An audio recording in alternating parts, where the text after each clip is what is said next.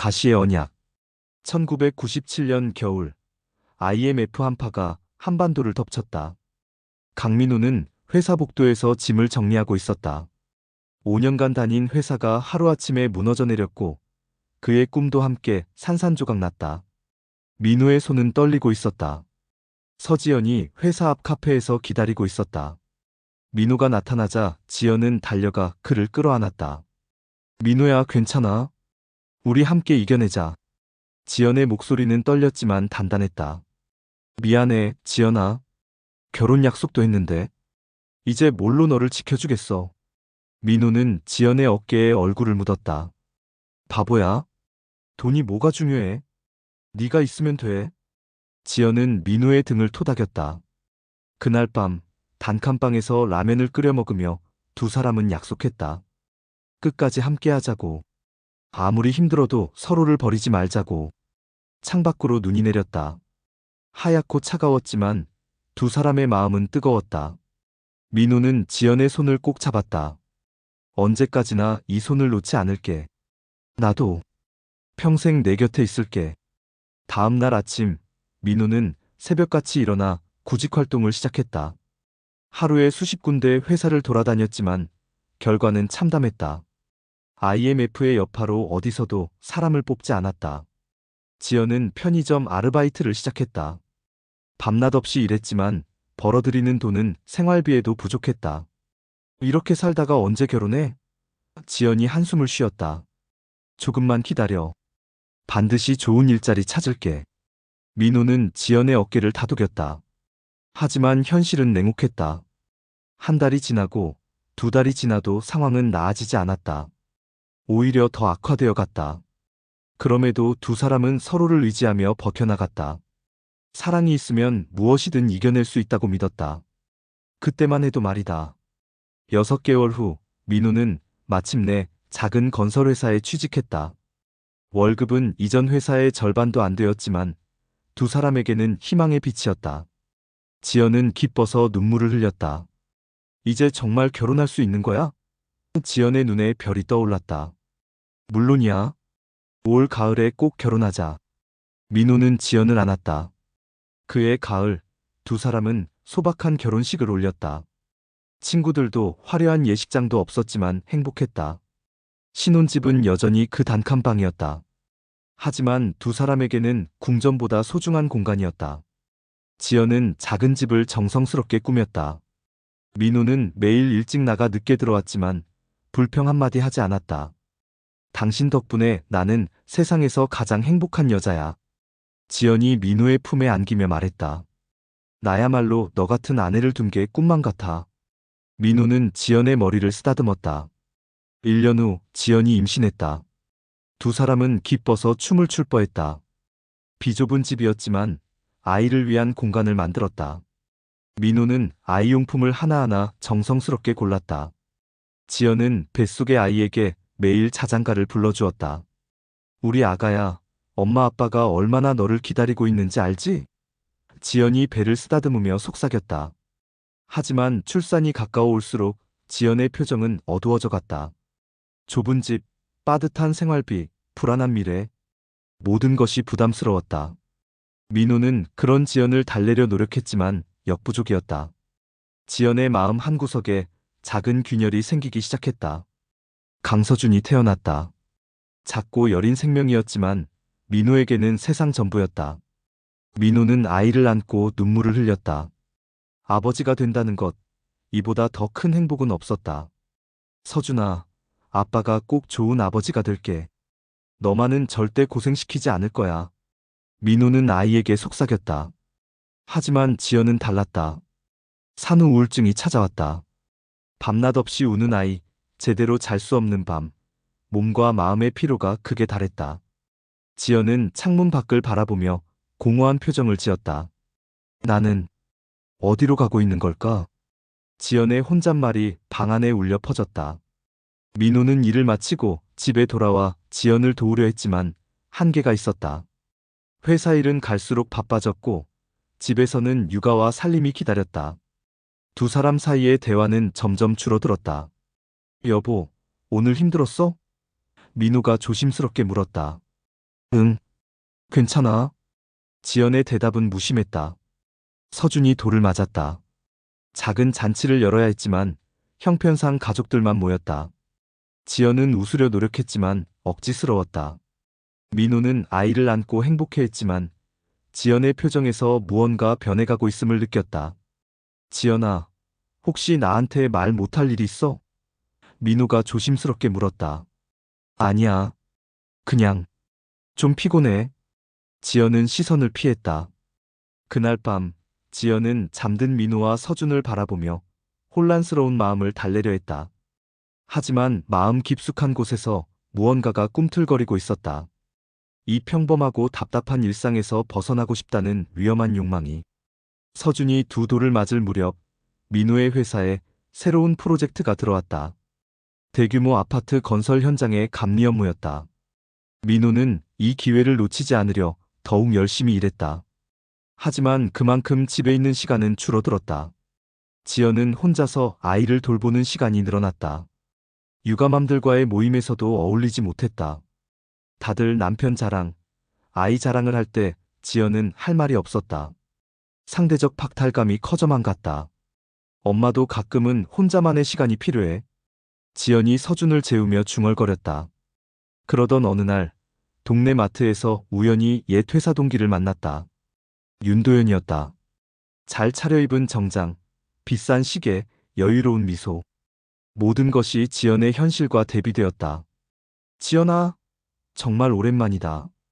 결혼했다고 들었는데 아이도 있고. 도연의 목소리는 밝았다. 도연아, 응, 그래. 너는 어떻게 지내? 지연은 어색하게 미소 지었다. 나야 뭐, 그럭저럭 살지. 그런데 너 많이 야위었다. 괜찮아? 도연의 눈에 걱정이 스쳤다. 괜찮아. 그냥, 아이 키우느라 좀 바쁘고. 지연은 시선을 내렸다. 힘들겠다. 육아가 쉽지 않잖아. 가끔 나가서 커피라도 마셔. 스트레스 풀어야지. 도연이 명함을 건넸다. 그날 밤, 지연은 도연의 명함을 바라보며 복잡한 심경이었다. 오랜만에 만난 옛 동기의 여유로운 모습이 자꾸 떠올랐다. 자신의 초라한 현실과 너무나 대비되었다. 마음 한구석에서 무언가가 꿈틀거리기 시작했다. 민호는 늦게 집에 돌아와 잠든 지연과 서준을 바라봤다. 가족을 위해 더 열심히 일해야겠다고 다짐했다. 하지만 그는 몰랐다. 지연의 마음에 작은 균열이 점점 커져가고 있다는 것을. 며칠 후 지연의 휴대폰이 울렸다. 도연이었다. 지연아, 나 도연이야. 잘 지내? 응, 그럭저럭. 왜 연락했어? 지연의 목소리는 조심스러웠다. 오늘 시간 있으면 커피 한 잔 어때? 오랜만에 옛날 얘기나 하자. 물론 아이 때문에 바쁘면 다음에. 아니야. 잠깐은 괜찮을 것 같아. 어디서 만날까? 1시간 후 지연은 서준이를 잠시 이웃에게 맡기고 카페로 향했다. 오랜만에 화장을 하고 나름 깔끔하게 옷을 입었지만 거울 속 자신의 모습은 여전히 초라해 보였다. 카페에서 기다리고 있던 도연은 환하게 웃으며 지연을 맞았다. 와, 지연아. 여전히 예쁘다. 결혼해서 더 아름다워진 것 같은데? 그만해. 나 지금 완전 아줌마야. 지연은 쓴웃음을 지었다. 무슨 말이야? 넌 아직 28이잖아. 인생의 황금기인데. 도연이 커피를 밀어주며 말했다. 두 사람은 옛 회사 동료들 안부, 그때의 추억들을 나눴다. 지연은 오랜만에 웃었다. 육아와 살림에만 매여있던 일상에서 벗어나 예전의 자신을 되찾는 기분이었다. 그런데 민호는 어때? 잘 지내고 있어? 도연이 물었다. 응, 열심히 일하고 있어. 가정적이고 좋은 남편이야. 지연의 대답에는 어딘가 공허함이 스며 있었다. 그래도 가끔은 답답하지 않아? 육아만 하고 살면. 도연의 말이 지연의 마음을 건드렸다. 그런 생각하면 안 되는 건데. 가끔은 정말. 지연이 말을 흐렸다. 당연한 거야. 넌 여자로서, 한 인간으로서 꿈도 있고 하고 싶은 일도 있었잖아. 그런데 결혼하고 아이 낳으면서 모든 걸 포기해야 하니까. 도연의 말에 지연은 고개를 끄덕였다. 그렇다. 자신도 꿈이 있었다. 하고 싶은 일이 있었다. 하지만 지금은 그날 이후 도현과 지연은 종종 연락을 주고받았다.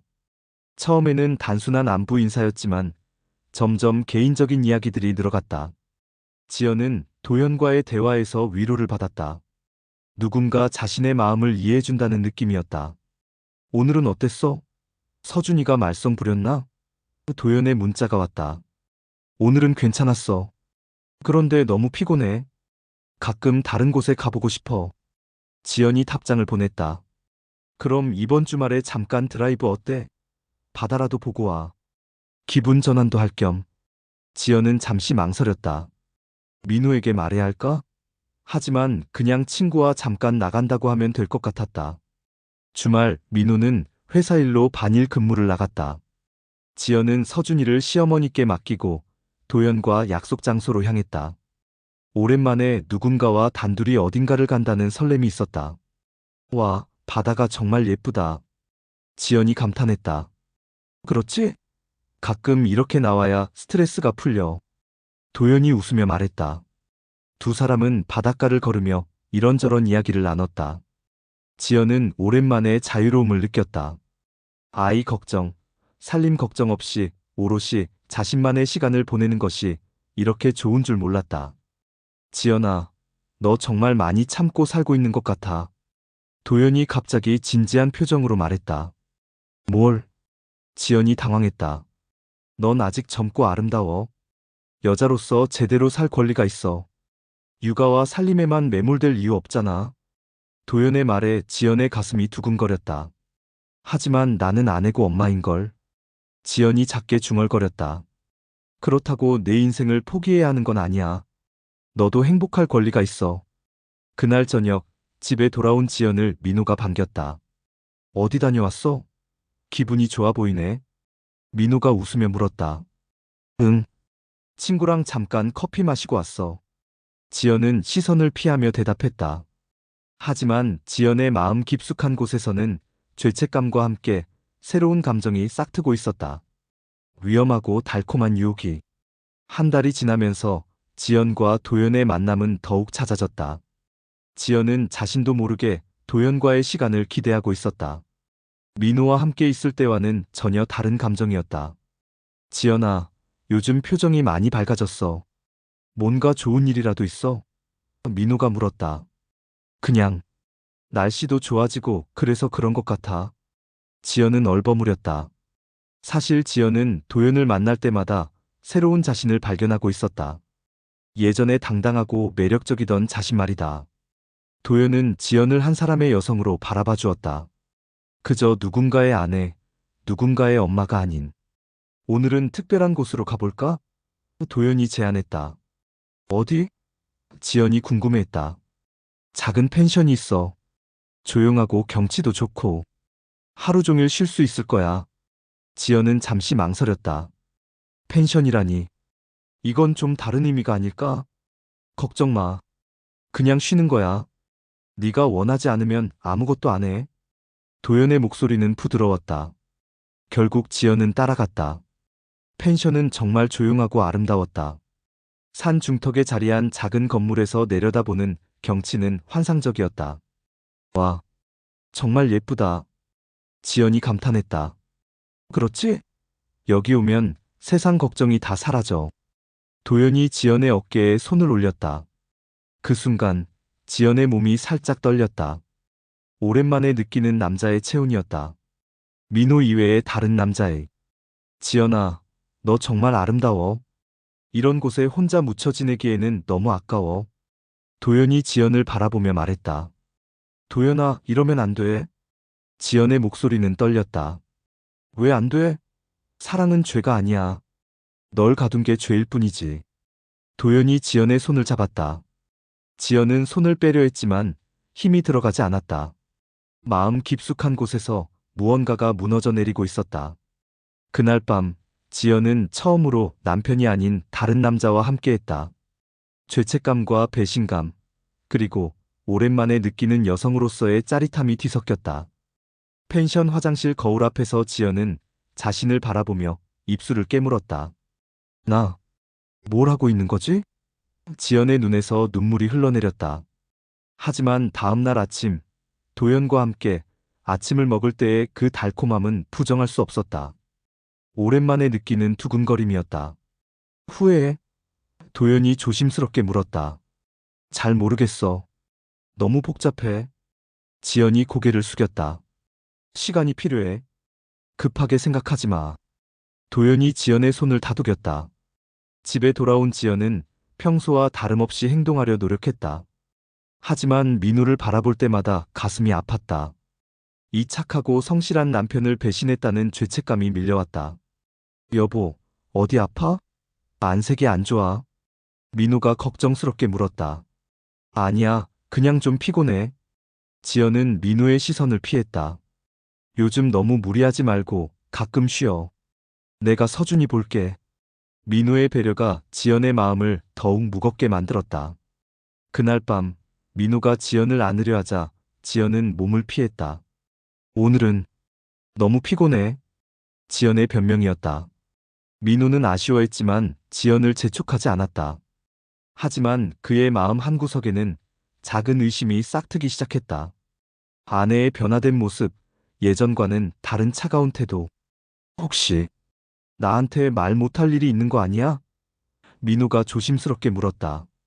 제발 아무것도 묻지 마. 지연의 목소리는 떨렸다.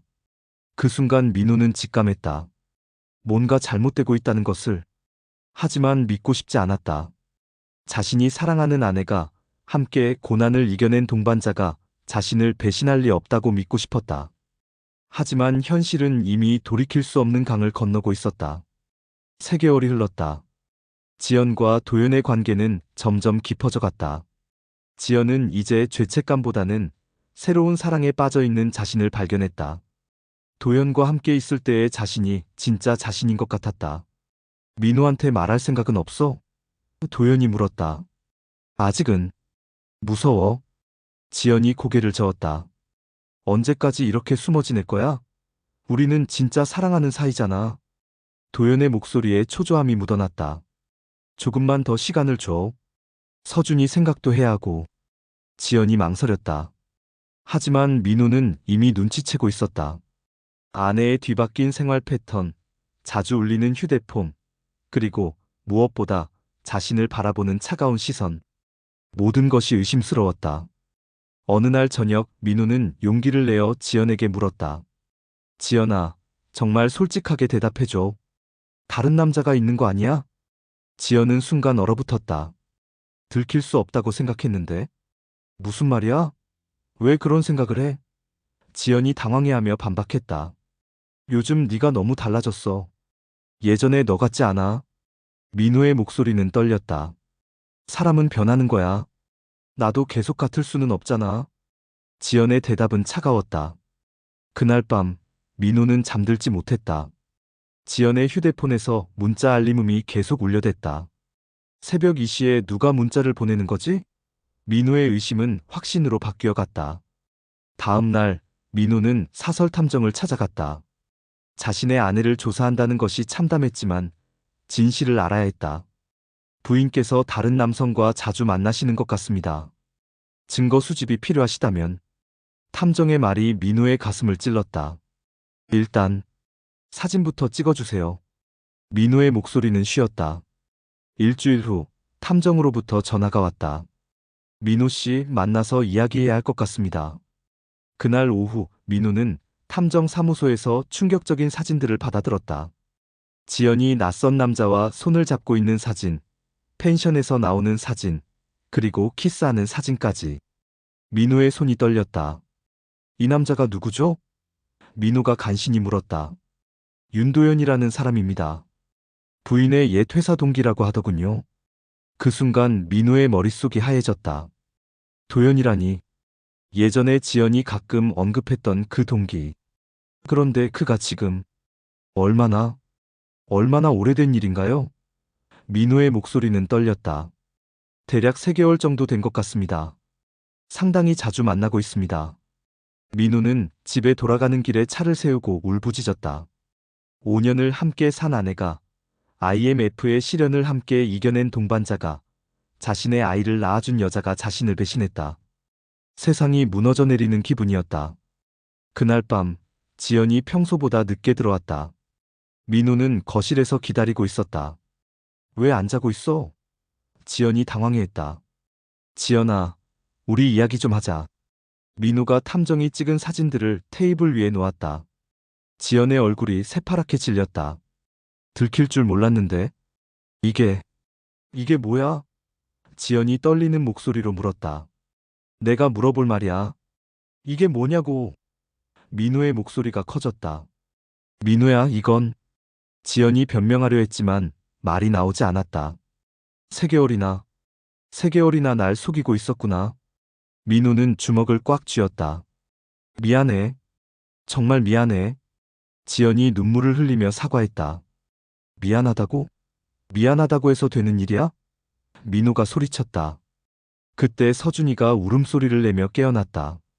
두 사람의 싸움 소리에 놀란 것이다. 민호는 아이를 안아들였다. 서준아, 괜찮아?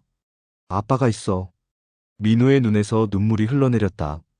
다음 날, 지연은 도연에게 전화를 걸었다. 도연아, 민호가 다 알아버렸어. 뭐? 어떻게? 사진까지 찍혔어.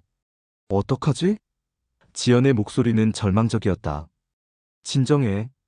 이제 오히려 좋은 기회일 수도 있어. 당당하게 이혼하고 나와. 도연은 의외로 침착했다. 하지만 서준이는 어떻게? 아이는 네가 키우면 되잖아. 내가 도와줄게. 우리 이제 떳떳하게 사랑할 수 있어. 하지만 현실은 그렇게 간단하지 않았다. 민호는 절대 아이를 포기하지 않겠다고 했다. 지연도 서준이를 놓고 갈 수는 없었다. 며칠 후, 지연은 민호에게 이혼을 요구했다. 민호야, 우리 이혼해. 뭐라고? 민호가 믿을 수 없다는 표정으로 물었다. 난 더 이상 당신 아내로 살 수 없어. 숨이 막혀 죽을 것 같아. 지연의 목소리는 차가웠다. 지연아, 제발. 다시 생각해봐. 우리 서준이는 어떡하고? 민호가 애원했다. 서준이는 내가 키울 거야. 당신은 양육비만 주면 돼. 지연의 말에 민호는 충격을 받았다. 안 돼. 서준이는 내 아들이야. 절대 빼앗길 수 없어. 민호가 소리쳤다. 당신이 아무리 반대해도 소용없어. 난 이미 변호사를 선임했으니까. 지연은 냉정했다. 그 순간 민호는 깨달았다. 지연이 이미 모든 것을 계획하고 있었다는 것을. 자신과의 이혼, 아이의 양육권, 모든 것을. 너 하나 바라보며 살아왔는데 넌 어떻게 날 이렇게 버리냐? 민호의 절규가 집안을 울렸다. 하지만 지연의 마음은 이미 굳어져 있었다. 도연이라는 새로운 사랑 앞에서 민호와의 과거는 짐일 뿐이었다. 이혼 소송이 시작됐다. 민호는 아이의 양육권을 포기할 수 없었다. 법정에서 민호는 필사적으로 호소했다. 판사님, 서준이는 제 목숨입니다. 아버지로서의 권리만은 빼앗지 마라. 민호가 절규했다. 하지만 법은 냉정했다. 어린아이는 어머니가 키우는 것이 좋다는 원칙하에 지연에게 양육권이 돌아갔다. 민호는 한 달에 2번만 아이를 만날 수 있었다. 서준아, 아빠가 미안해. 너를 지켜주지 못해서. 민호는 아이를 끌어안고 울었다. 이혼이 성사된 후 지연과 도연은 당당하게 사랑을 시작했다. 하지만 행복은 오래가지 않았다. 주변 사람들의 시선이 차가웠다. 지연의 친구들은 하나둘 등을 돌렸다. 지연아, 너 정말 너무한 거 아니야? 민호가 얼마나 좋은 남자인데. 친구의 질책에 지연은 할 말이 없었다. 사람들은 몰라. 내가 얼마나 답답하게 살았는지. 지연이 변명했지만 공허했다. 도연도 마찬가지였다. 회사에서 불륜남이라는 소문이 돌면서 입지가 좁아졌다. 하지만 도연은 신경 쓰지 않는 척했다. 이제 우리만 행복하면 돼. 남들 시선 신경 쓰지 마. 도연이 지연을 달랬다. 이제 진짜 자유야. 지연이 도연과 키스했다. 하지만 그들의 키스 뒤로 서로를 바라보는 눈빛에는 이미 불신의 씨앗이 싹트고 있었다. 한 번 배신한 사람은 또 배신할 수 있다는 의심이. 한편 민호는 폐인이 되어 있었다. 가족도 집도 모든 것을 잃었다. 원룸에서 혼자 살며 술로 하루하루를 버텼다. 하지만 마음 깊숙한 곳에서는 다른 감정이 자라고 있었다. 복수심이었다. 이제 알겠다. 지켜줄 가치조차 없다는 걸. 민호가 혼자 중얼거렸다. 이혼한 지 1년이 지났다. 민호는 건설 현장에서 막일을 하며 하루하루를 버텼다. 온몸이 상처투성이가 되어도 멈추지 않았다. 육체적 고통이 마음의 고통을 잊게 해주었다. 어느 날 밤 공사장에서 사고가 났다. 민호는 떨어진 철근에 머리를 다쳤다. 피투성이가 된 채로 밤하늘을 바라보며 민호는 깨달았다. 이렇게 살다가 죽을 순 없어. 반드시 복수해야 해. 그때 한 남자가 나타났다. 장태수, 건설회사 회장이었다. 괜찮나, 젊은이? 장태수가 민호를 부축했다. 괜찮습니다. 민호가 일어서려 했지만 비틀거렸다. 병원부터 가자. 장태수가 민호를 데려갔다. 병원에서 치료를 받으며 두 사람은 이야기를 나눴다. 장태수는 민호의 이야기를 듣고 안타까워했다. 세상은 네가 알던 도덕으로 돌아가지 않아. 배신당한 자는 더 강해져야 살아남는다. 장태수의 말이 민호의 가슴에 박혔다. 하지만 저는 아무것도 가진 게 없습니다. 민호가 고개를 숙였다. 가진 게 없다고? 젊음이 있고 분노가 있고 복수할 이유가 있잖아. 그것만으로도 충분해. 장태수가 민호의 어깨를 두드렸다. 그날부터 민호의 인생이 바뀌었다. 장태수는 민호에게 투자의 기초를 가르쳤다. 주식, 부동산, 사업, 모든 것을. 돈이 곧 권력이다. 권력이 있어야 복수할 수 있어. 장태수의 가르침이었다. 민호는 밤낮 없이 공부했다. 경제학, 경영학, 투자론. 복수를 위해서라면 무엇이든 배웠다. 그리고 조금씩 투자를 시작했다. 작은 금액부터 시작해서 점점 불려나갔다. 2년 후 민호는 작은 투자회사를 설립했다. 실력을 인정받으면서 고객들이 하나둘 늘어났다. 그날부터 내 사랑은 죽었어. 이제 남은 건 복수뿐이다. 민호가 혼자 중얼거렸다. 한편 지연과 도연의 관계는 점점 악화되고 있었다. 서로에 대한 불신이 커져갔다. 요즘 너 행동이 이상해. 또 다른 여자 있는 거 아니야? 지연이 의심의 눈초리로 도연을 바라봤다. 무슨 말이야? 네가 날 뭘로 보는 거야? 도연이 화를 냈다. 하지만 도연에게는 정말 다른 여자가 있었다. 회사 후배였다. 지연에게서 느끼지 못하는 신선함이 있었다. 민호의 복수가 본격적으로 시작됐다. 5년간 준비한 계획이었다. 먼저 도연부터였다. 민호는 도연의 회사 내부 정보를 수집했다. 도연이 회사 자금을 유용하고 있다는 사실을 알아냈다. 이제 시작이군. 민호가 냉소적으로 웃었다. 민호는 익명으로 도연의 비리를 언론에 제보했다. 동시에 검찰에도 고발장을 제출했다. 완벽한 증거들이 첨부되어 있었다. 며칠 후 신문 일면에 도연의 사진이 실렸다. 대기업 간부, 회사 자금 수십억 횡령 혐의라는 제목이었다. 도연은 회사에서 즉시 해고당했다. 집에 돌아온 도연은 지연에게 화풀이를 했다. 이건 누가 꾸민 거야? 분명히 누군가가 나를 모함한 거라고. 도연이 소리쳤다. 진정해. 뭔가 해결책이 있을 거야. 지연이 달래려 했다. 해결책? 이미 모든 게 끝났어. 내 인생이 망가졌다고. 도연은 술에 취해 지연을 밀쳤다. 지연은 그제서야 도연의 진짜 모습을 보았다. 위기가 닥치자 본성을 드러내는 비겁한 남자였다. 며칠 후 지연에게도 시련이 찾아왔다. 친구들과 가족들이 모두 등을 돌렸다. 도연과의 불륜, 민호에 대한 배신, 모든 것이 알려졌다. 지연아, 너 정말 실망이야. 어떻게 그렇게 살 수 있어? 친언니마저 지연을 외면했다. 지연은 파티장에서 술에 취해 무너졌다. 예전에 당당했던 모습은 온데간데 없었다. 초라하고 비참한 모습만 남았다. 내가 뭘 잘못한 거지? 지연이 혼잣말을 했다. 하지만 이미 늦었다. 민호의 복수는 이제 시작일 뿐이었다. 민호는 멀리서 이 모든 것을 지켜보고 있었다. 장태수가 말했던 대로였다. 칼을 쥔 자는 결국 피를 보게 돼. 네가 준비돼 있길 바란다. 장태수의 말이 떠올랐다. 강민호, 내 짓이지? 나랑 맞서고 싶어? 도연이 민호를 찾아왔다. 맞서고 싶다고? 이미 게임은 끝났어. 민호는 차갑게 대답했다. 도연의 횡령 사건은 더 큰 파문을 몰고 왔다. 검찰 수사가 본격화되면서 지연도 공범 혐의로 조사를 받게 되었다. 도연이 횡령한 돈의 일부가 지연의 계좌로 들어갔기 때문이었다. 나는 몰랐어. 정말 몰랐다고. 지연이 변호사에게 호소했다. 하지만 증거는 명확했다. 지연의 통장에 여러 차례 거액이 입금되어 있었고 그 돈으로 명품을 사거나 여행을 간 기록들이 남아 있었다. 부인께서 정말 몰랐다고 하더라도 법적으로는 공범으로 처벌받을 수 있습니다. 변호사의 말에 지연은 절망했다. 한편 민호는 더 큰 그림을 그리고 있었다. 단순히 도연과 지연을 파멸시키는 것이 아니라 자신도 성공해야 했다.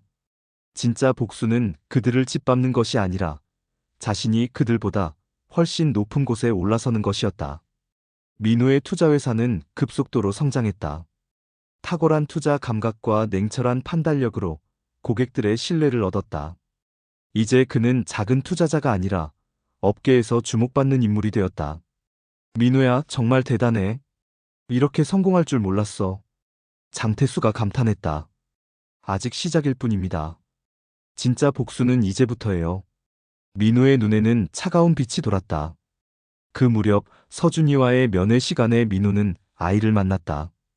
이제 7살이 된 서준이는 아버지를 보며 활짝 웃었다. 아빠, 보고 싶었어. 서준이가 민호에게 달려왔다. 아빠도 서준이가 제일 보고 싶었어. 민호는 아이를 끌어안았다. 아빠는 언제 집에 와? 엄마는 요즘 자꾸 울어. 서준이의 말에 민호의 가슴이 찔렸다. 아이에게는 죄가 없었다. 하지만 복수를 멈출 수는 없었다. 지연과 도연이 자신에게 한 일은 용서할 수 없었다. 서준아, 아빠가 곧 좋은 곳에서 살 수 있게 해줄게. 그때까지 조금만 기다려. 민고가 아이에게 약속했다. 그리고 마침내 그날이 왔다. 검찰이 도연과 지연에 대한 구속영장을 신청한 것이다. 2010년 봄, 검찰청 앞에는 기자들이 몰려 있었다. 수갑을 찬 도연과 지연이 호송차에서 내렸다. 플래시가 터지는 가운데 두 사람은 고개를 숙이고 끌려갔다. 지연은 법정 복도에서 민호를 발견했다. 정장을 말끔히 차려입은 민호는 예전과 완전히 달라 보였다. 성공한 사업가의 여유와 위엄이 느껴졌다. 민호야. 지연이 민호에게 달려갔다. 한 번만 용서해줘. 나 아직도 널. 민호는 차갑게 지연을 바라봤다. 한때는 세상 전부였던 여자, 지금은 그저 복수의 대상일 뿐이었다. 네가 버린 건 나 하나가 아니었다. 우리 아이, 우리의 삶. 내 죗값은 이제 시작이다. 민호의 목소리는 얼음처럼 차가웠다. 민호야, 제발, 다시 한 번만. 지연이 울부짖었지만 민호는 돌아서 버렸다. 서준이의 손을 잡고 법정을 떠나는 민고의 뒷모습을 바라보며 지연은 무너졌다. 모든 것을 잃었다. 사랑도, 가족도, 사회적 지위도. 3년 후 민호는 큰 재단의 이사장이 되었다. 사회공헌 사업으로 많은 사람들을 도우며 존경받는 인물로 거듭났다. 재단 설립 기념식장에서 민호는 박수갈채 속에 무대 위에 섰다. 여러분, 저는 오늘 여러분들께 약속드립니다. 이 재단은 어려운 이웃들에게 희망의 빛이 될 것입니다. 민호의 연설에 청중들은 뜨거운 박수를 보냈다. 하지만 화려한 무대 위에서도 민호의 마음은 공허했다. 복수는 달콤했지만 가슴 깊은 곳의 상처는 여전히 아물지 않았다. 무대 아래에서 서준이가 아버지를 바라보며 박수를 치고 있었다. 이제 고등학생이 된 서준이는 아버지를 자랑스러워했다. 그것만이 민호에게 남은 유일한 위안이었다. 그날 밤, 민호는 혼자 사무실에 앉아 창밖을 바라봤다. 높은 빌딩들 사이로 별이 보였다. 한때 지연과 함께 바라보던 그 별들이었다. 복수는 달콤했지만 내 가슴에 남은 건 끝내 지워지지 않는 상처였다. 민호의 독백이 조용한 사무실에 울려 퍼졌다. 지연과 도연은 감옥에서 각각 5년형을 선고받았다. 출소 후에도 그들의 인생은 망가져 있었다. 사회적 매장, 경제적 파탄, 모든 것이 무너져 내렸다. 하지만 민호의 복수극도 끝내 그에게 진정한 행복을 주지는 못했다. 성공과 권력을 얻었지만 사랑은 잃어버렸다. 복수의 칼날은 결국 자신도 베어버렸던 것이다. 그래도 민호에게는 서준이가 있었다. 아들의 존재만이 그의 삶을 지탱해주는 마지막 희망이었다. 복수는 끝났지만 인생은 계속되어야 했다.